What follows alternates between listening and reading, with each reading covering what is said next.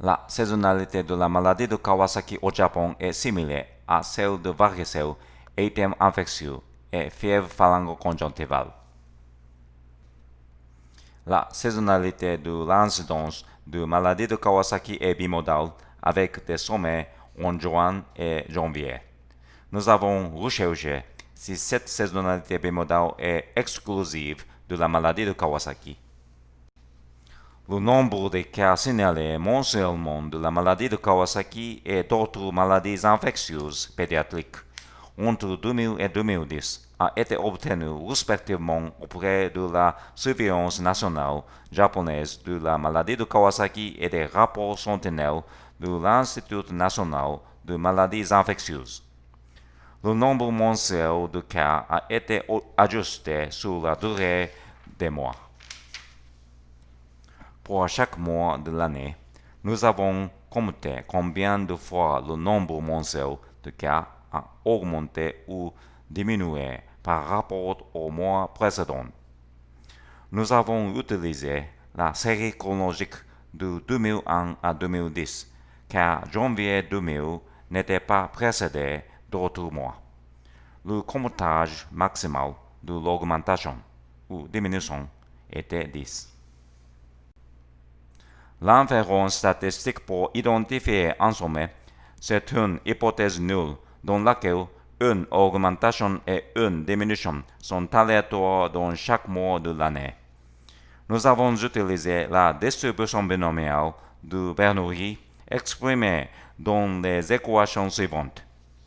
Dans cette recherche, augmentation et diminution sont aléatoires ou, en d'autres termes, en pure face. Par conséquent, P est de 0,5.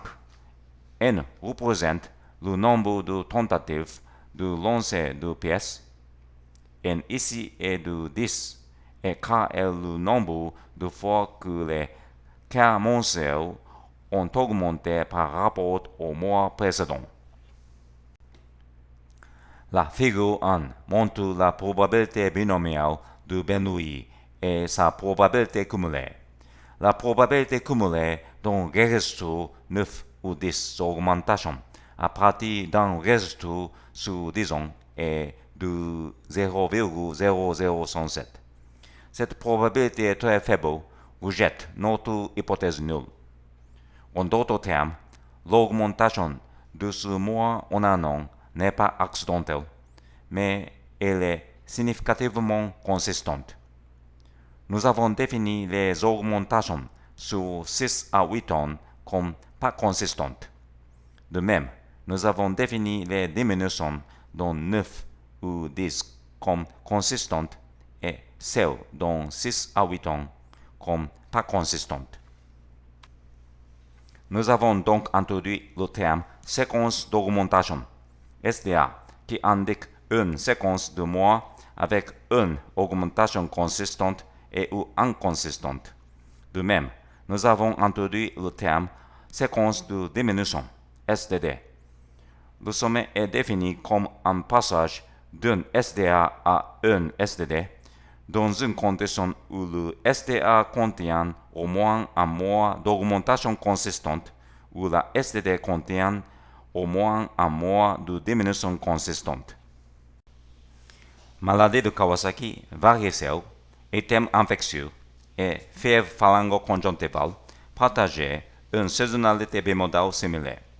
Les sommets de ces 4 maladies se sont produits de juin à juillet et de décembre à janvier. Il est à noter que la pharyngite de streptocoque du groupe A avait une saisonnalité trimodale. Les creux de le streptocoque du groupe A se sont produits après les vacances scolaires et les jardins d'enfants. Cette constatation suggère que les creux étaient dus à la séparation des enfants pendant les vacances.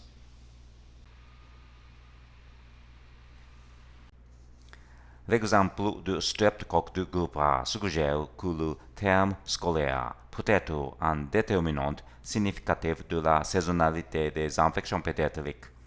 Cela est possible car les infections pédiatriques sont transmises entre les enfants par contact direct, touche ou fesse.